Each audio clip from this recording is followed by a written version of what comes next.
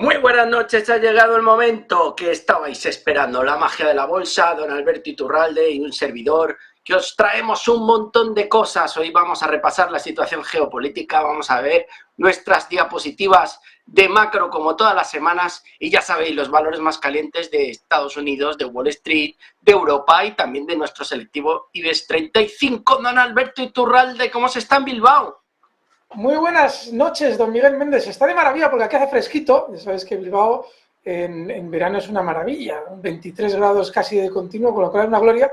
Y nada, pues muy agradecidos también, no solamente de estar en Negocios Televisión, sino de tener la maravillosa ayuda esta noche, como las anteriores, de Emma García y Carlos Nistal, que son esos también pequeños magos que van a hacer que todo esto salga de maravilla, Miguel. Así es que muy feliz. Fenomenal, Alberto, pues yo tengo muchas ganas de que nos cuentes qué está pasando con el grupo Wagner, en qué situación están las cosas, cuáles son las últimas noticias, qué consecuencias tiene para Putin. Hay muchísimo run en todos los medios, en todas las redes sociales, y yo tengo ganas de saber de primera mano qué es lo que ha pasado, un resumen, qué es lo que va a pasar, en qué situación estamos y cómo le va a afectar esto a Rusia y a Putin.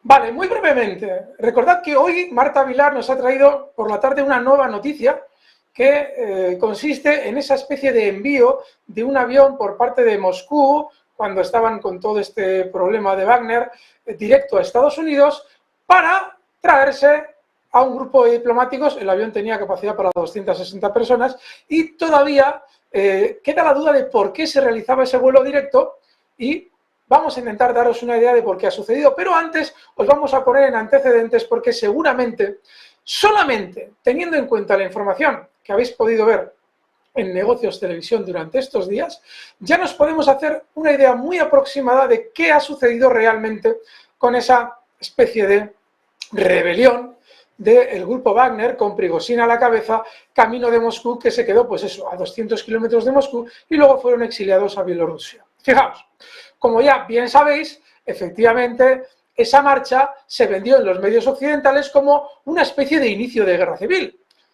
lo cual es ridículo. Para tú generar una guerra civil necesitas tener una división social en un país como Rusia, que hoy en día no es tal. A día de hoy, el apoyo a Vladimir Putin asciende a más del 80% en la población, con lo cual una guerra civil como tal era absolutamente imposible. Luego quedaba la opción B, que fuera una especie de enfrentamiento del grupo Wagner, que enfadadísimo, porque una vez que el 10 de junio se acaba su contrato con el gobierno ruso, no quería incorporarse al Ministerio de Defensa y estaba realizando una marcha por la justicia, como ellos le llamaban, oponiéndose a los mandatarios del Ministerio de Defensa ruso, Shoigu y Gerasimov. Esa era la opción B. En teoría, suponía que podía haber un enfrentamiento entre el grupo Wagner y el ejército ruso. Bueno, pues eso también es ridículo. No solamente porque lo dijera Prigozhin, que dijo que no iba a combatir contra el gobierno ruso, su problema no era con Putin, sino porque hasta ahora Wagner ha tenido la fuerza que ha tenido en Ucrania porque tenía suministros del gobierno ruso, cosa que obviamente no iba a tener si se enfrentaba al propio ejército ruso en propio terreno de Rusia. Con lo cual eso tampoco tenía mucho sentido que fuera la razón. Máxime, si habéis visto durante los últimos meses las quejas, que luego se vio que eran falsas quejas, de Prigozhin contra el Ministerio de Defensa ruso, es que no le hacían llegar suministros. Imaginaos el problema que tiene si se quiere enfrentar a un ejército con suministros en la tierra del propio ejército ruso y sin tener ellos por sí mismos suministros. Luego, la lucha directa contra el ejército ruso no tiene sentido.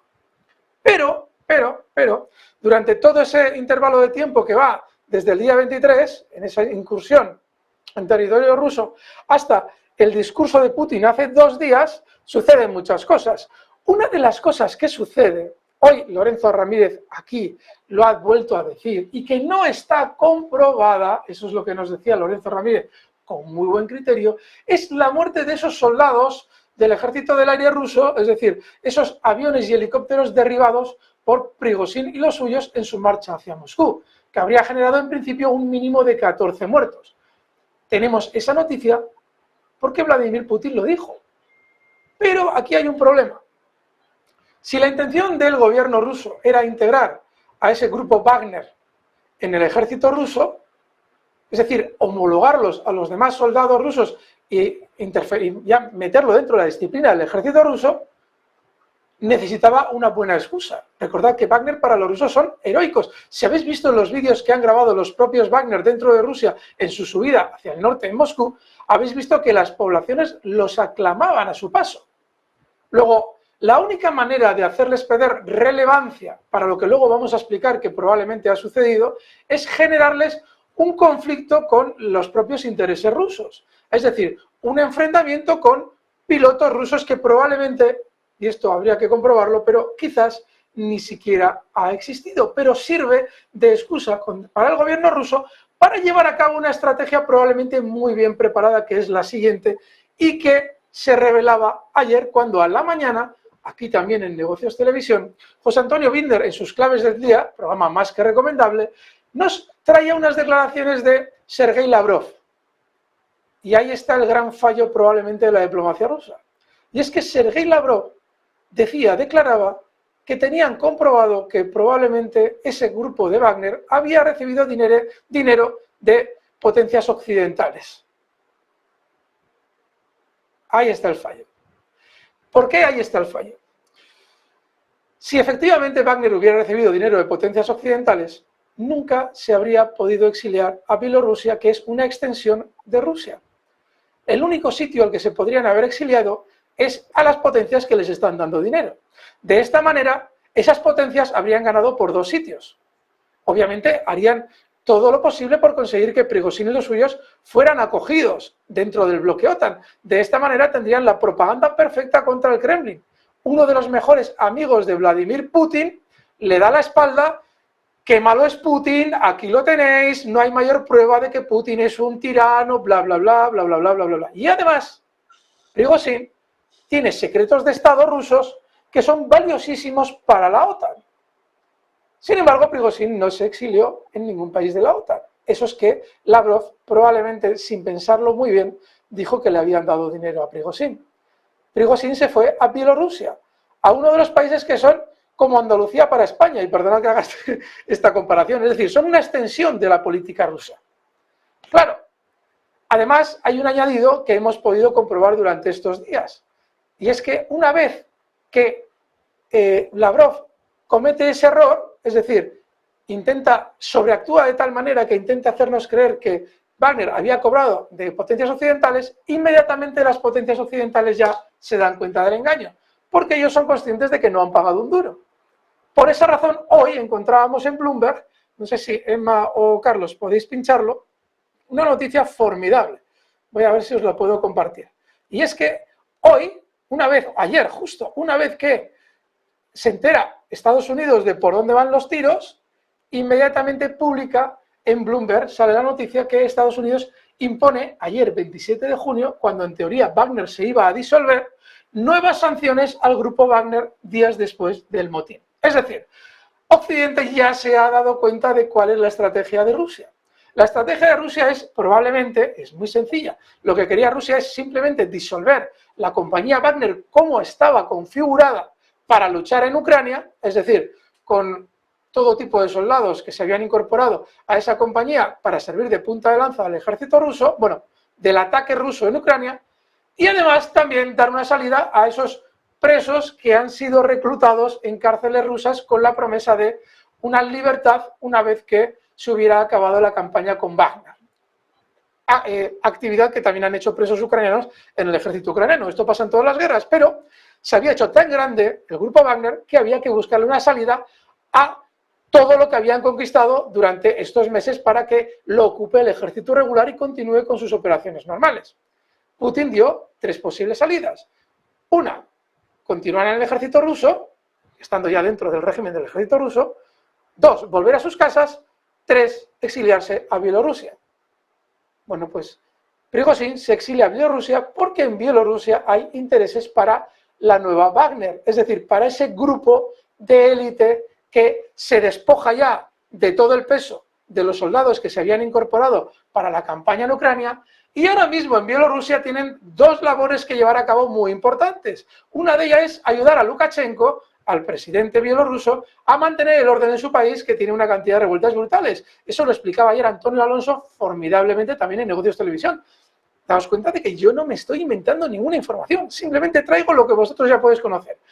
Y dos, muy importante también, servir de amenaza en el norte de Ucrania. Porque si nos vamos a un mapa en Ucrania, a cualquier mapa que podamos ver, nos encontraremos que, y aquí si podéis pinchar el gráfico lo vais a ver, gentileza de Televisión Española, aquí tenéis los territorios que ya ha conquistado Rusia en la parte del sur, incluido Crimea obviamente, que ya se la había apropiado en el año 2014, y arriba, justo arriba, tenemos Bielorrusia y Rusia.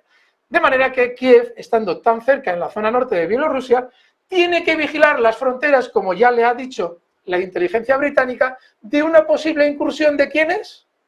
Del grupo Wagner por el norte. De manera, amigos, que probablemente lo que hemos vivido durante estas últimas semanas no es más que una mascarada para intentar reubicar al grupo Wagner en Bielorrusia y de algún modo dar por terminada su campaña de ataque y conquista de territorios en Ucrania tal cual lo estaban haciendo.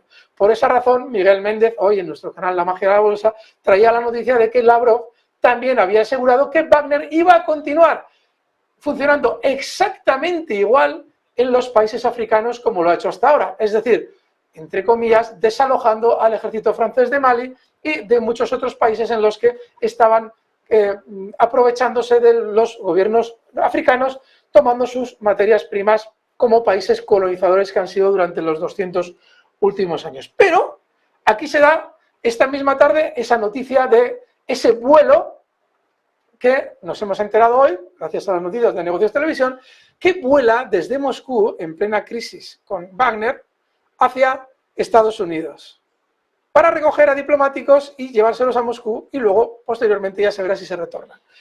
¿Cuál es la razón por la que muy probablemente se ha llevado a cabo esa acción? Mirad, hace años, Edward Snowden, que actualmente está exiliado en Rusia, es decir, si tú denuncias las bajezas de un bloque, solo vas a encontrar exilio en el otro, por eso Prigozhin no ha sido comprado por Occidente, porque no se ha exiliado en Occidente, pero ahorita Edward Snowden, una vez que denunció cómo Obama espiaba a todo el mundo, incluidos a sus aliados, tuvo que exiliarse a Rusia.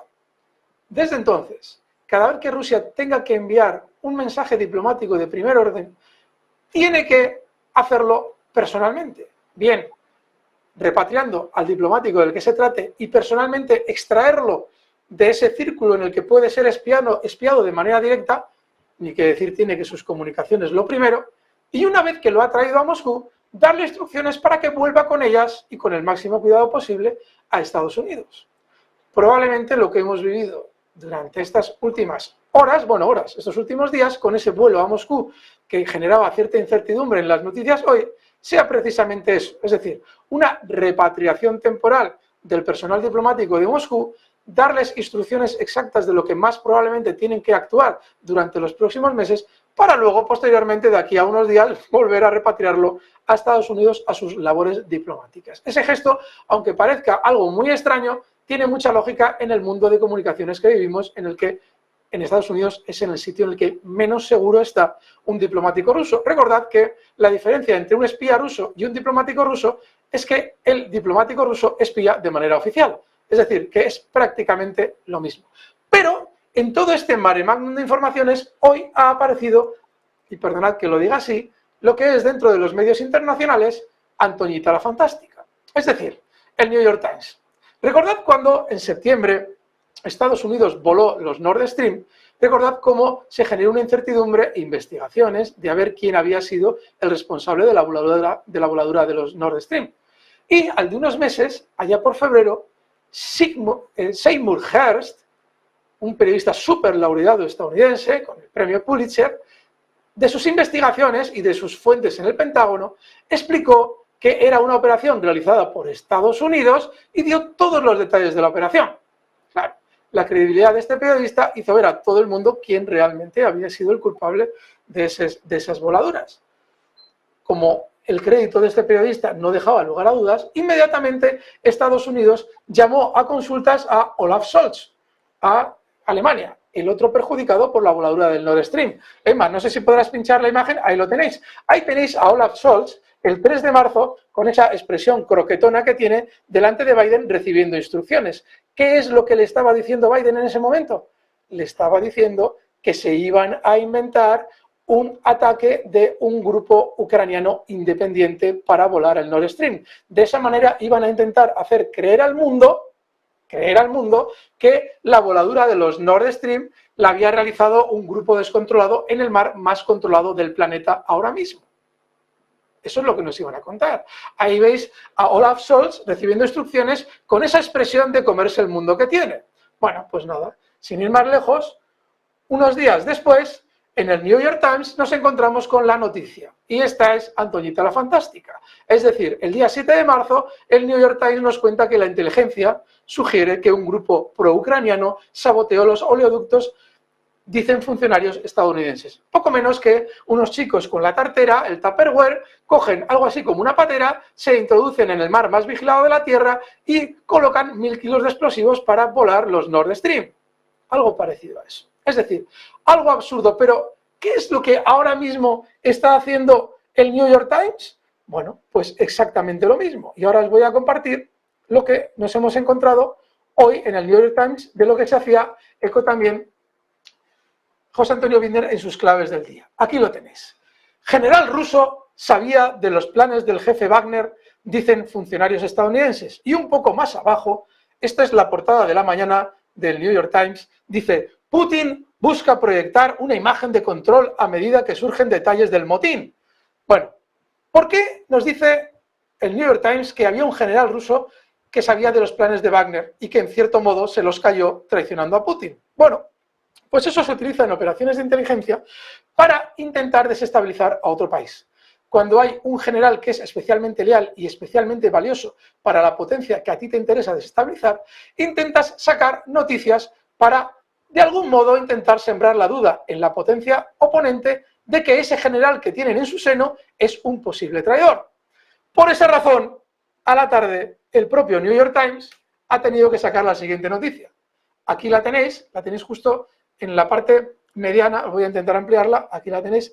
Mientras Vladimir Putin enfatizaba la unidad rusa, el Kremlin dijo que un informe del Times de que un general sabía de la revuelta era un chisme. Es decir, se están partiendo de risa con todo lo que está publicando nuestra Antoñita la Fantástica de los medios, el New York Times. Tened mucho cuidado con la propaganda.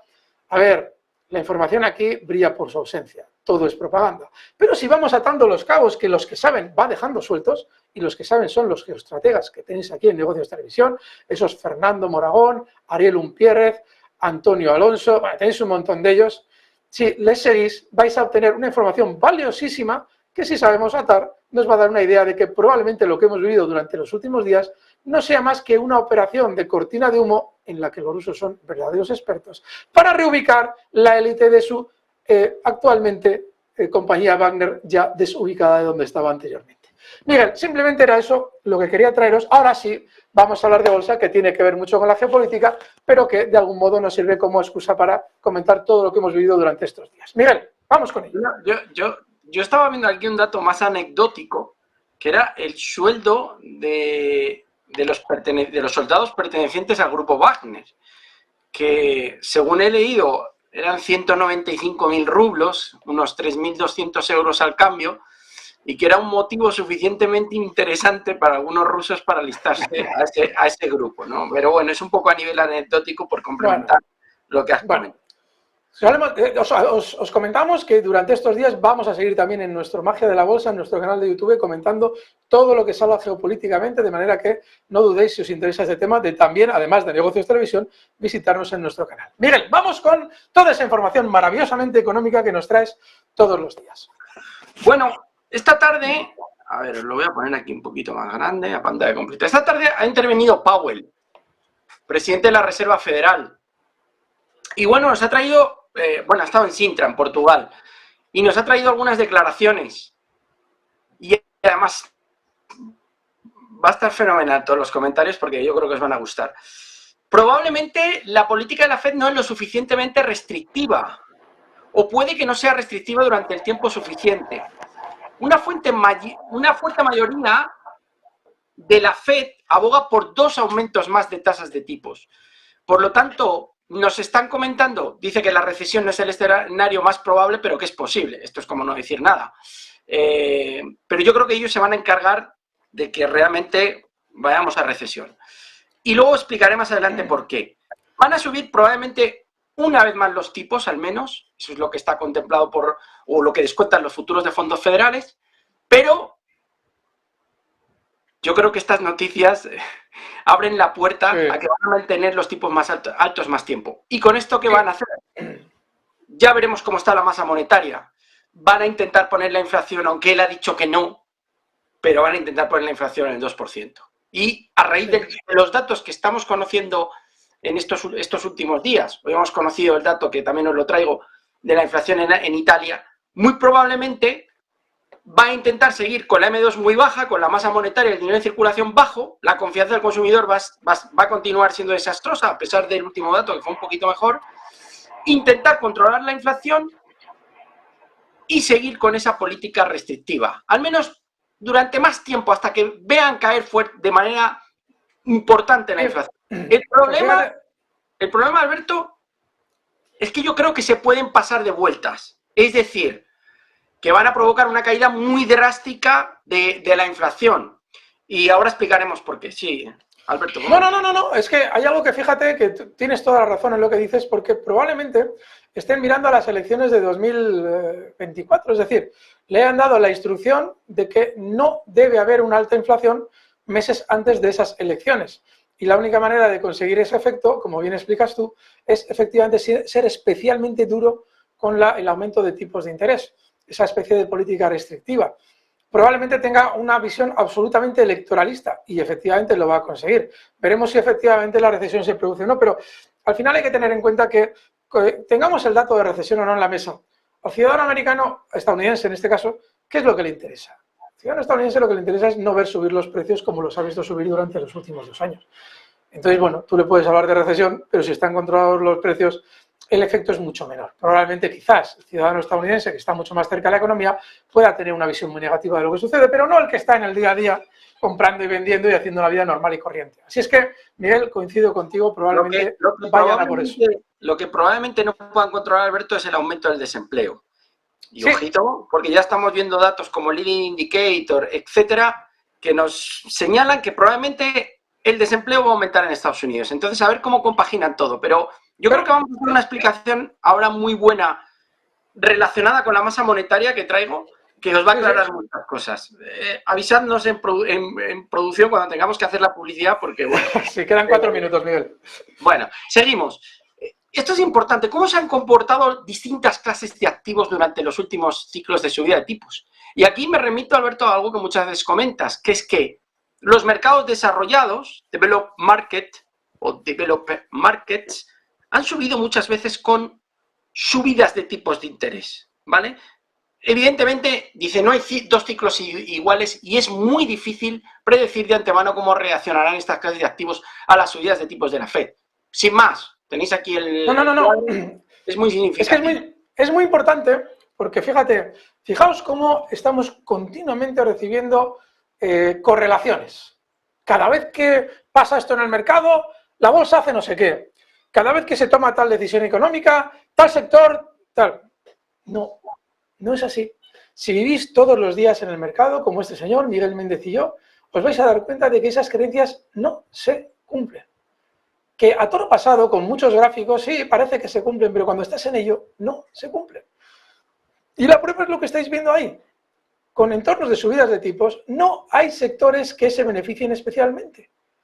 Porque la bolsa es en sí misma especulación. Y los sectores que se van a beneficiar, suban o bajen los tipos, son aquellos sectores en los que hay un sentimiento negativo y en los que, lógicamente, por haber un sentimiento negativo, los núcleos duros de las empresas están cargados de títulos que ha vendido todo el mundo por el sentimiento negativo. Y esos van a ser los sectores que suban, sea cual sea el entorno económico. Hemos tenido el mejor ejemplo desde octubre hasta ahora. Recordad, ¿cómo va a subir la bolsa? ¿Cómo va a subir la bolsa si están los tipos de interés disparados? Eso es imposible. ¿Habéis visto cómo ha subido? Bueno, pues en esta gráfica que nos trae Miguel, veis el guirigay que se produce dentro de los sectores cuando en teoría se está produciendo también una situación económica homogénea en los 4 casos. Bueno, pues cada sector es como el ejército de Pancho Villa, cada uno a su aire. Bueno, pues eso es la bolsa, amigos. No es una correlación que tú vayas a vivir porque te lo han dicho o porque tiene su lógica. No, es el sentimiento contrario. Miguel, perdona. Fíjate, Alberto, por hacer referencia al SP500, en este periodo, que va del 99 al 2000, el SP sube un 7,9, en este periodo 2004-2006 el SP sube un 7,6, en este periodo 2018 el SP sube un 8,7. Muchas veces asociamos subidas de tipos a bajadas en bolsa, como veis, no tiene por qué, y en las 3 últimas ocasiones no ha sido así. Genial, es que es tan valioso lo que traes, Miguel, porque yo con esto me he pegado, llevo 7, 8 meses pegándome cada vez que dice, pero ¿cómo va a subir la bolsa? Ya lo verás.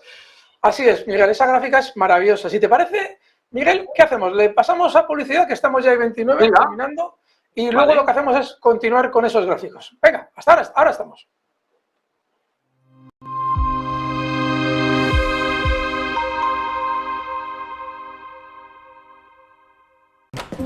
Ana, cambiando bombillas por LEDs. Sí, somos eficientes. Claro, todo lo que hacemos cuenta. Exacto, todo cuenta. Endesa te da soluciones para ser más eficiente y ahorrar en tu consumo. Y ahora, por cada kilovatio hora que ahorres, te descuentan otro. Para.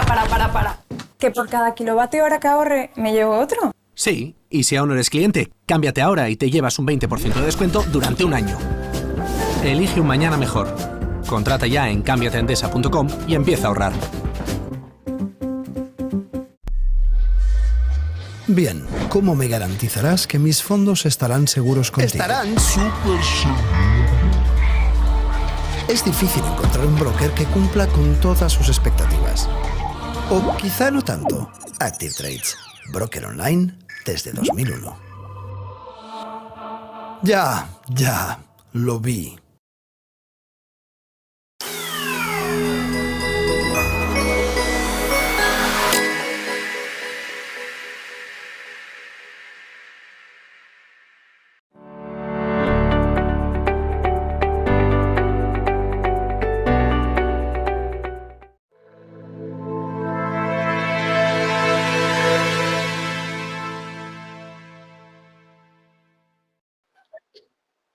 Bueno, y continuamos con Citigroup, que nos dice, Alberto, que mantienen su objetivo del SP en 4.000 puntos para final de año, pero no queremos que se nos pinte como demasiado bajistas.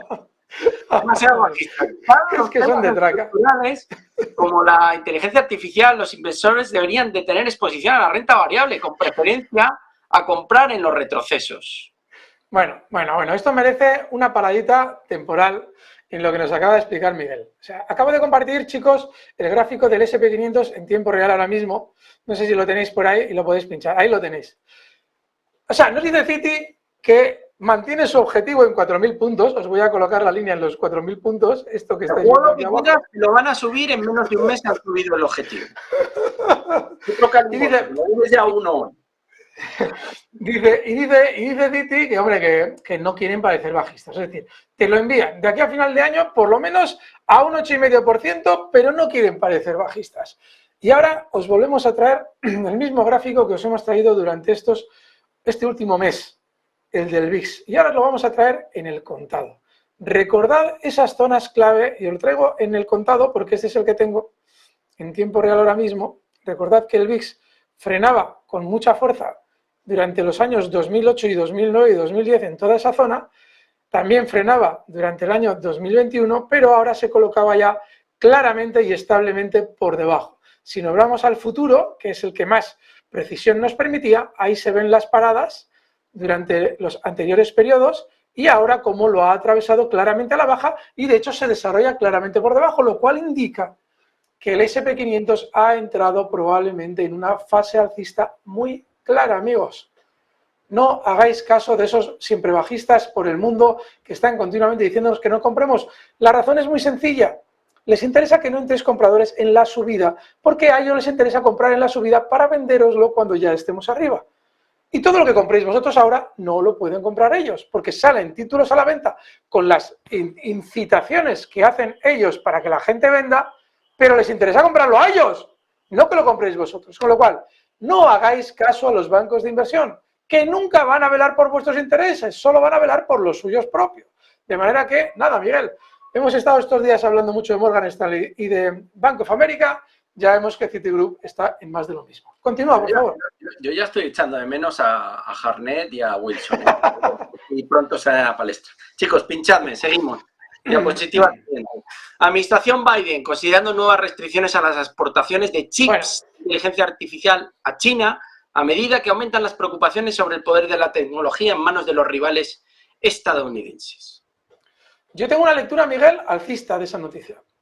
Porque fijaos cómo esta mañana también José Antonio Vídeo nos traía la relación de beneficios que obtenían las empresas más importantes que venden en China.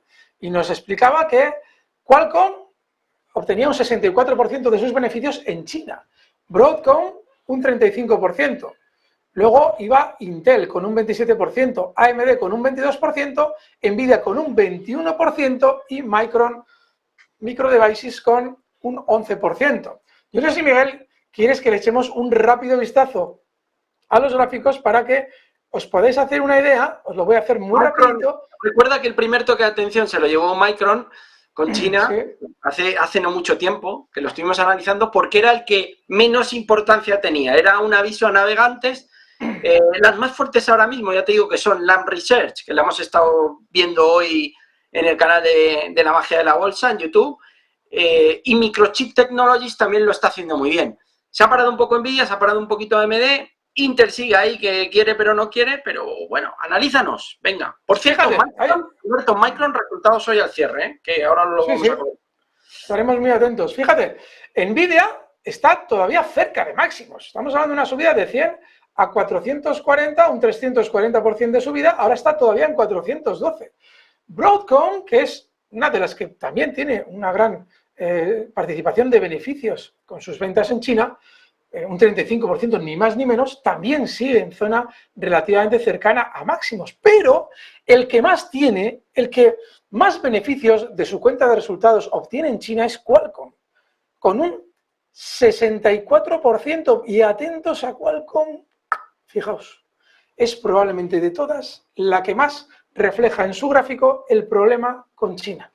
Fijaos cómo está cerca de los mínimos de los últimos 2 años. Estamos hablando de una caída desde el año 2022 hasta ahora y pues, cotizaba en 190, ha caído hasta 100, ahora está en 117. Es decir, que todavía está muy tocada.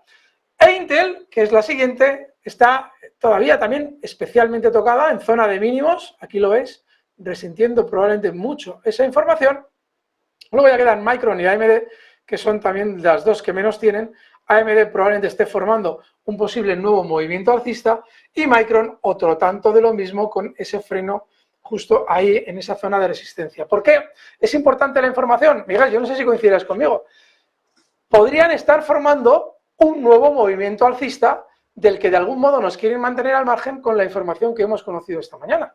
No sé cómo lo ves tú, pero a mí me parece que quizás volvamos a tener otro tironcito de las... bueno, estos días creo que también te lo he escuchado a ti, esa hipótesis. Yo la conclusión que saco, Alberto, es una. Hay 2 ligas. La de las compañías americanas y la de las compañías americanas que tienen dependencia, en gran parte, su volumen de ventas depende de China, como es Qualcomm. Que sabes tú, y tú nos has indicado en el canal, que están penalizando todos los activos que tengan que ver con China. Por lo tanto, esa mayor dependencia de Qualcomm en lo que respecta a su cuenta de resultados de China, la hace más débil. Y yo creo que va a estar más penalizada. Sin embargo, las compañías de semiconductores que no tienen tanta dependencia en lo relativo a sus ventas en China lo pueden hacer mucho mejor. Sácate Lam Research, por ejemplo, y sácate Microchip Technologies, para que veas cómo hay semiconductores que todavía sí que mantienen un timing alcista y lo pueden seguir haciendo bien. Vamos a ver, esos Microchip, bueno, sí, sigue en zona de máximos, efectivamente, podría romper, además tiene muy buena pinta este movimiento y efectivamente está en zona de máximos. No ha tenido el exceso que han tenido las otras, pero tiene muy buena pinta, desde luego. Sí, pero ha sufrido un poquito menos.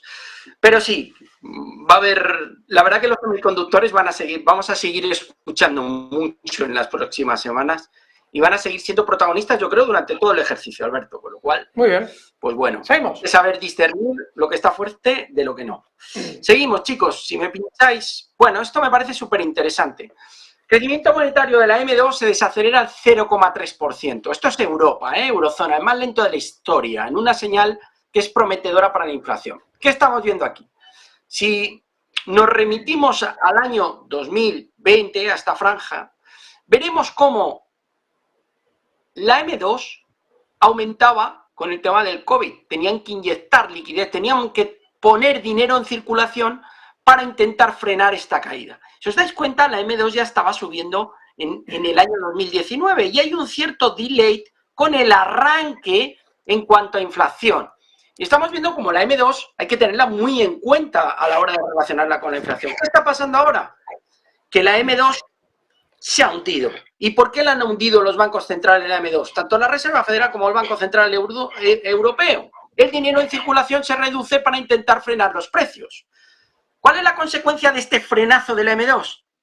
Que al igual que aquí vimos un primer arranque de la M2 y después la inflación se disparó, ahora con esta bajada del dinero en circulación o M2, vamos a ver cómo la inflación se deshincha día a día, semana tras semana. El tema es buscar el punto de equilibrio. Están frenando mucho la M2, pero, Alberto, esto me parece muy importante. Este es el IPC italiano en el día de hoy, por debajo de lo estimado, sin más, 6,4 frente al pronóstico 6,7, pero lo importante es esto. La M2 americana ha estado bajando, por primera vez aumenta ligeramente de abril a mayo, pero hoy Powell ha dicho en el foro del Banco Central Europeo en Sintra que no ve que la inflación vaya a volver al 2% en el 23 o en el 24. Aquí tenemos como la M2 americana Madre mía.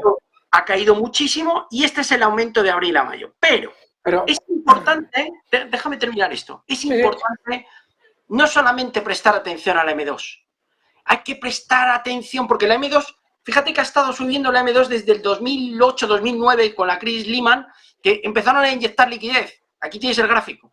Es muy importante prestar atención a los ahorros personales, lo que los americanos llaman personal saving. Este hecho, estos ahorros, son los que han sido causantes de esa inflación. Es decir, no solo hay que prestar atención a la M2 o al dinero de circulación, a la masa monetaria, sino también a los ahorros personales. Pero lo que están haciendo los bancos centrales es, oye, reduzco el dinero en circulación, de esta manera freno los precios. El problema es que nos vamos a caer con todo el equipo porque han reducido tanto el dinero en circulación que vamos a ver un desplome de precios en los siguientes meses. Ese es mi punto de vista. No, pero fíjate, Miguel, ¿puedes subir de nuevo a la primera gráfica que nos trataba sobre ese tema? Esa es fantástica porque, fijaos, estamos hablando de que la inflación está en mínimos cuando ya ha llegado la masa monetaria a máximos. Es decir, hay esa especie de retardo al que hacías referencia, es formidable. Con lo cual, probablemente, exacto, está prácticamente en la misma vertical. Es decir, que probablemente los efectos de esa reducción de masa monetaria los vamos a ir viendo de una manera brutal durante los próximos meses. Súper contundente. Por mucho que digan que no van a bajar la inflación hasta el 2%, madre mía, si está bajando tanto esa masa monetaria y ya ha comenzado la inflación, obviamente, a descender, ¿hasta dónde la vais a llevar? Pero, ojo, ¿a costa de qué? La M2 en Europa está en mínimos. Fíjate que está en niveles no vistos. Sí. Es que, porque queremos bajar la inflación, sea como sea. Claro, esto va a traer consecuencias, unas bajadas brutales. Por lo tanto, lo más probable es que veamos datos de inflación, tanto en Estados Unidos como en Europa, muy por encima, o sea, mucho mejores para el mercado de las estimaciones, porque yo creo que va a ir de forma acelerada esta bajada. Con el parón económico que eso supone. Con el parón económico que eso supone. Y ojo con el aumento del desempleo en este sentido, porque podemos ver, yo no me atrevo a hablar de deflación tal y como estamos, pero si veis esta gráfica es muy elocuente de cómo pueden desplomarse los precios. Sí. Simplemente que lo sepan. Por cierto, hay algo también muy importante en esa gráfica. Demuestra bien a las claras que el problema que tenemos de inflación siempre depende de bancos centrales. Es decir, cuando los bancos centrales hagan como hacía Powell en su momento, que sacudirse el polvo diciendo no, nosotros no tenemos nada que ver, es el COVID, es tal, no. O sea, esta gráfica demuestra la relación directa entre decisiones monetarias para arreglar la economía y la inflación. Es decir, que si a los bancos centrales se les atara en corto y no se les permitiera tomar decisiones monetarias para intentar arreglar la economía, que no la intentan arreglar, simplemente intentan mantener la economía en un tono para que tal mandatario gane las elecciones, si se les atara de manos, problema solucionado. pero ya veis qué vaivenes en función de si la masa sube o la masa baja. Alberto, fíjate en este movimiento en este caso, de la franja que va 2005-2009, similar a este en cuanto a masa monetaria. Fíjate cómo llega un momento que la inflación baja a niveles mínimos. ¿Qué hace luego la masa monetaria? Sube. Y evidentemente la inflación sube después. Y normalmente esto trae como consecuencia... ¿Qué pasó? ¿Cuándo se hicieron los mínimos de Lehman? Marzo del 2009. ¿Y qué hicieron después para mejorar el comportamiento de los mercados? Aumentar la masa monetaria.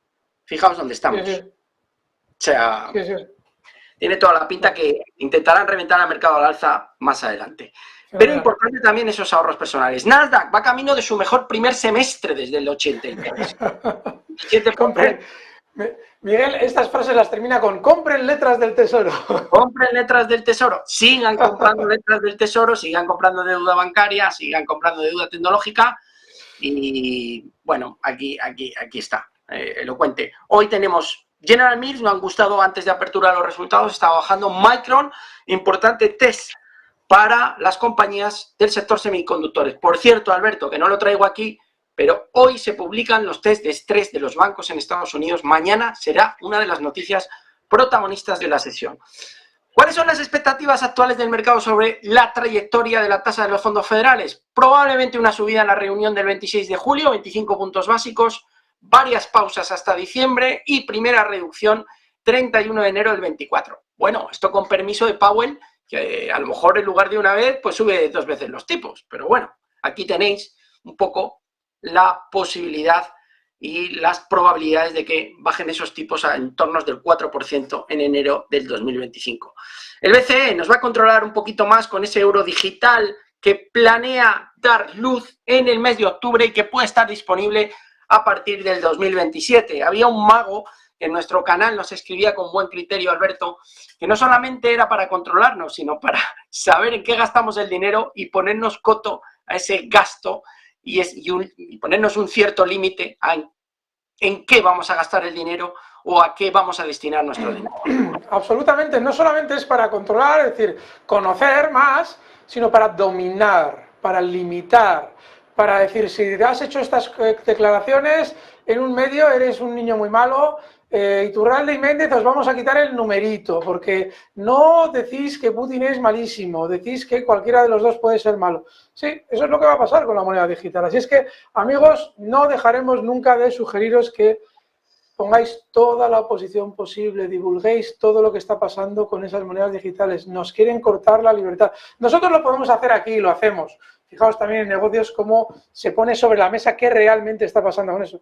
Pero vosotros también tenéis que hacer, que seguro que también lo hacéis, porque si estáis aquí es por algo, vuestra parte de esa protesta. Miguel, muy bueno. Me ha encantado, como has dicho, lo de dominar. O sea, dominar. Bueno, el S&P 500, años consecutivos verde y negativos en negro. Fijaos cómo normalmente esta pauta que hemos estado viendo, rara vez suele haber 2 años consecutivos en negativo en el S&P 500. Nos tenemos que remontar, en este caso, a los años 2000, 2001, 2002 y al año 73-74. Desde entonces, y salvo esas excepciones, no hemos visto cerrar 2 años de forma consecutiva el S&P 500. El año pasado fue un año negativo. Este año todo apunta a que va a ser positivo. Pero fijaos en otro patrón. Normalmente siempre hay 2 años positivos en verde de rentabilidad para el S&P 500 tras un año negativo. Ese ha sido el patrón en los últimos años, a excepción de esa franja comprendida entre el 2000 y el 2002, Alberto. Formidable la estadística y, de verdad, chicos, yo entiendo que ahora parece que hay gente que despierta del mercado bajista y empieza a decir que es alcista. Probablemente la subida que nos viene va a ser más importante de lo que el mundo piensa. Recordad aquel mensaje de octubre, el mercado va a subir y mucho. Ya vais a ver. Muy buena, Miguel. Bueno, y este me ha gustado porque están aumentando mucho las bancarrotas de compañías con estos tipos altos. Al final, en las últimas 4 a 12 semanas, pues estamos viendo cómo se están disparando las compañías en bancarrota. Sin mucho más, simplemente quería que lo vierais. Sí. Formidable. Los bancos estatales de China esta semana han estado apoyando al yuan y han estado vendiendo dólares. Aquí tenéis una gráfica muy elocuente y esto está relacionado con la visita de Nuestra Señora y cariñosa Janet Yellen, que ha recibido una llamada. Janet, te tienes que ir a China sí o sí a principios de julio, que China está vendiendo dólares. Así que... Y los está vendiendo porque se está desdolarizando, amigos. Ya sabe cómo son las sanciones cuando hay problemas. Se lo ha enseñado la situación que ha vivido Rusia con Estados Unidos. Y como no quiere que le pase lo mismo, te cuenta la milonga de que quiere sostener al yuan vendiendo dólares. Se los está intentando quitar encima a marchas forzadas, comprando oro, intentando conseguir que ya no le lleguen más dólares en intercambios, que le paguen en yuanes. Para eso lo estoy protegiendo con oro, lo estoy respaldando con oro. Es decir, claro, ¿y para qué vayan a Yellen a decirles, hombre, chicos, no os pongáis así, que no es para tanto, que hay buen rollito, no os desdolaricéis tan rápido? Son chinos, pero no tontos, Janet Yellen. Así es que, amigos, muy interesante lo que nos trae Miguel. Y Janet Yellen es buena persona, o sea, tiene cara de buena persona. Así que, Janet, ten cuidado fíjate tú de alguien que esté en ese puesto. Ten cuidado por ahí. Bueno, precios de los relojes de lujo. Fíjate que justo junto con los coches de colección, Alberto, los relojes de lujo siempre se asocian como un activo que suele subir, suele revalorizarse. Hay mucha gente diciendo que los relojes, que es un mercado maravilloso. Bueno, caída de más del 20% en un año. Aquí tenemos diferentes marcas, Patek Philippe, Audemars Piguet, Rolex Daytona, etcétera. Fíjate las caídas que son fuertes. Me ha parecido curioso y os lo traigo, simplemente porque lo veáis. Boeing, ya finalizamos con esto. Aproximadamente el 90% de la flota de los 737 MAX ha reanudado sus operaciones comerciales a finales de junio en China. Esto es un buen dato. Las compañías turísticas están mejorando. Está mejorando todo lo relacionado con juegos de azar, aerolíneas, hoteles. Hay muchas compañías que se me vienen a la cabeza. Delta Airlines, American Airlines, Carnival, que hoy está subiendo como un tiro, Norwegian Cruise Line, Royal Caribbean Cruises, hay un montón, Airbnb, tenéis Booking, hay un montón que están, IAG en España. Este sector empieza a funcionar y hay que tenerlo en cuenta, Alberto. Muy importante, esperemos que los 737 ya estén arreglados del problema que tuvieron en su momento con aquel sistema que les hacía entrar en pérdida, porque sí, esperemos. Bueno, pues hasta aquí era el tema macro. No sé si quieres comentar algunos valores o quieres que saque yo en esos 7, 8 minutos. Quiero con tu batería de supervalores, Miguel. Estoy ansioso. Porque, amigos, estos días sí quería comentar una cosa, porque cuando hablamos de sectores, poco a poco todos los sectores se van a ir incorporando probablemente a las subidas de los índices. Todos. Hemos visto que el más estruendoso ha sido el de tecnología. Pero Miguel ahora nos está dando la pauta de sector de turismo. Ahí tenéis el gráfico de Carnival, Delta Airlines, es decir, probablemente poco a poco se van a ir incorporando todos. Recordad esos inmuebles que Miguel nos ha ido trayendo durante estas semanas. No los he olvidado. Bueno, pues es que ese sector es una auténtica maravilla, Miguel. Te los voy a poner porque sé que querías y me he acordado al final. Sí, porque es una opción muy buena para nuestros amigos magos el introducir su dinero si quieren, o por lo menos darles una idea de dónde poder hacer beneficio con la subida que estamos viviendo, porque ya veréis, ahora no se está hablando de este sector, habla Miguel Méndez, pero el mundo no está hablando de esto. Como tampoco hablaba nadie de los microchips cuando estaban subiendo hace cosa de 4 o 5 meses. Ahora ya todo el mundo lo sabe. Bueno, pues este probablemente sea el sector del que más escuchéis hablar de aquí a unos meses, cuando ya sea tarde. Vamos a contároslo cuando todavía estamos a tiempo. Miguel, vamos con ello. Sí, ya ha habido una subida fuerte, pero bueno, vamos a comentarlos porque todavía tienen timing. Vulcan Materials, materiales de construcción, al igual que Martin Marietta, está fenomenal. Fíjate la estructura. Qué barbaridad. Invita a pensar 220 en un objetivo en 230. Tenemos también Lennar Corporation, dentro del sector de real estate, que lo está haciendo fantásticamente bien, ahí lo tenéis. Tenemos a NVR, fijaos que nominal más alto, a mí me encantan las compañías que valen mucho, $6.312, también tienen una estructura preciosa. DR Horton, que la comentabas tú en el canal estos días, pues también fantástica, 121. Tenemos también Builder First Source, que es uno de nuestros primeros vídeos en el canal de la magia, traíamos Builder First Source junto con Trasding. Y me acuerdo también de Pulte Group, que os la voy a sacar porque también es otra de las que lo está haciendo fantásticamente bien. Fijaos qué estructura, más limpia, más clara. Es que esto, la verdad que aquí ha habido una oportunidad de ganar bastante dinero. Y Miguel, el hecho de que no lo estén publicitando probablemente implique que todavía hay una oportunidad de ganar dinero. Así es que enhorabuena, Miguel, por haber visto eso tan a tiempo.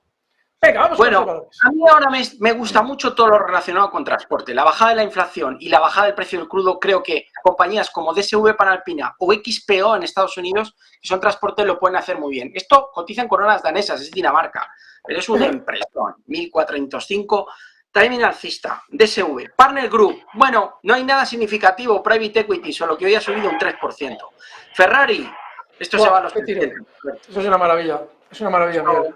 Están 2,91, hoy ha subido otro 2,61, en fin. Y eso que el coche no anda muy bien, pero bueno, no tiene nada que ver la Fórmula 1. Delta Airlines. Bueno, es que hoy voy a quitar esta línea que le he dibujado antes. A ver, espera un segundo. Yo creo que la señal se ve aquí claramente, ¿no? De salida. Sí. 46,63, ha roto esta recta directriz. Hoy ha confirmado que que recupera el número habitual de pasajeros anteriores a la pandemia, y aquí tenéis el movimiento. O sea, aquí hay una recuperación en ciernes fortísima. Esta es una vela diaria, pero si ponéis una semana a lo mensual, os van a salir las cuentas de que el valor está alcista. Carnival, más de lo mismo, con la misma virulencia que hizo este movimiento a la baja cuando perdió niveles de 17, lo puede hacer al alza. Fíjate que ha hecho un testeo, pullback a 14 y salgo al alza. Posible objetivo en los entornos de 20. Hoy está subiendo un 8,5. Netflix sigue como un tiro, Alberto. O sea, está subiendo otro 36. Habrá que estar muy atento al número de usuarios que publican sus cuentas siguientes. En sus resultados, 4,62 objetivo, está cotizando a 4,29. XPO, esta es la que os comentaba de transporte. La verdad es que la salida es espectacular. Si hay un gráfico limpio, es este, XPO Transporte. Eli Lilly, ¡buah! Esto me encanta. Esto es Health, salud.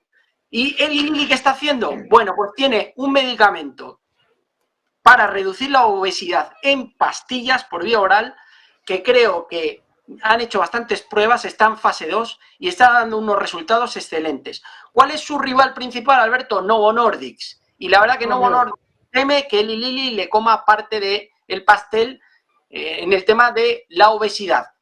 Novo Nordisk tiene también algún tratamiento, pero va por vía inyectable. Eli Lilly tiene vía inyectable y ahora recientemente la vía oral. En otra línea, ya mucho más abajo, Pfizer, que no lo está haciendo tan bien como Eli Lilly o Novo Nordisk. Pero ojo a Eli Lilly, que las noticias que leo son positivas de ese medicamento oral para reducir la obesidad. Costco Wholesale, retailers, es que fantásticamente bien.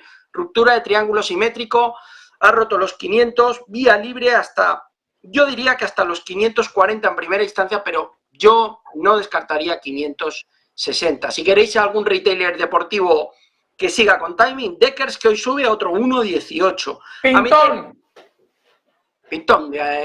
Deckers Pintón, total. A mí me encanta todo el tema eléctrico y utilities, Alberto. Nadie está hablando de utilities, me gusta Iberdrola en España, hoy nos traías tú Endesa al programa. Ametec, esto es Estados Unidos, fijaos qué estructura más bonita, el ticker AME. Todo lo que es tema eléctrico, tenedlo muy en cuenta. Crane NXT, CXT es el ticker, también sigue alcista. Clean Harbors, no me canso de decir que el tratamiento de residuos sigue dando buenos resultados. SPS Commerce, el ticker SPSC, también dando buenos resultados con timing alcista. Al igual que Expeditors, que tiene vía libre hasta los 129,50. Ojito con Spotify porque ha roto la recta directriz bajista y esto tiene pinta que al menos puede ir hasta estos 190, que es el 38,2 de FIBO de toda la caída. Hombro, cabeza, invertido, pintón. Spotify, que ha sido la casa de los líos durante los últimos meses, es decir, que para conseguir que nadie comprara a tiempo y mientras subían a la chita callando, te iban dando malas noticias de despidos, de malos resultados, bla, bla, bla, bla, bla, y ya lo veis. Subidita al canto mientras todo el mundo se quedaba mirando. Venga, está muy bien. McKesson Corporation, otra de las clásicas, MCK, también la podéis mirar. Boise Cascade, esto es una de mis favoritas, relacionada con madera, BCC, el ticker, yo creo que puede ir camino en los 95. Snap-on, otra clara serie que está en tendencia alcista, el ticker es SNA, la podéis echar un vistazo. Royal Caribbean Cruises, ya hemos hablado de ella, el tercer valor más rentable dentro del Standard & Poor's 500. Más de un 100% en lo que va de año. Sigan comprando letras del tesoro. Maravillosa meta. O sea, hoy está cayendo 0,74, pero la pinta es que va a ir a testear los 300. Y estas ya las hemos comentado, Alberto. Todo lo relacionado con real estate sigue con timing alcista. Así que, bueno, es un poco todo lo que... Maravilla. Al día de hoy. Y nada, amigos, pero sí que, además de todo lo que nos ha comentado Miguel, recordad lo que vivimos hace unos meses con esas teóricas crisis bancarias que no eran más que procesos de concentración en Estados Unidos y esa quiebra de Credit Suisse. Recordad lo que hemos explicado de que la banca volverá a brillar porque han tomado los títulos de los inversores en masa. Eso implica que ya lo tienen los núcleos duros de todos los bancos, sobre todo españoles y europeos. Y eso implicará en el tiempo que esos núcleos duros tienen que rentabilizar todos los títulos, con lo cual... Estad atentos porque aquellos que decían, no, ¿cómo vas a comprar banca? ¿Cómo vas a...? Ya vais a ver lo que le viene a la banca a no mucho tardar. Lo veremos. Miguel, tenemos ya las 10 de la noche. No sé si tienes por ahí un cierre maravilloso de esos que solo tú sabes hacer. Bueno, lo voy a comentar de viva voz. Dow Jones Industriales cierra prácticamente plano, 33.884 puntos, 0,1 la baja. S&P 500, 4.381, 0,15% arriba. Vamos a ver los de Citigroup, cuánto tiempo tardan en subir el precio objetivo. Russell 2000, 1.861, hoy un buen movimiento, pendiente la ruptura de la resistencia en el Russell de 1.900, volverá aquí el dinero, Alberto, lo verás, 0,71 arriba. Y Nasdaq 100, 14.980, 0,38 arriba. Con todo ello, Bitcoin hoy cede un poquito de terreno después de las recientes subidas, unos 72% abajo, 30.165, euro dólar 1,0915, 0,42 a la baja. Muy bien, amigos.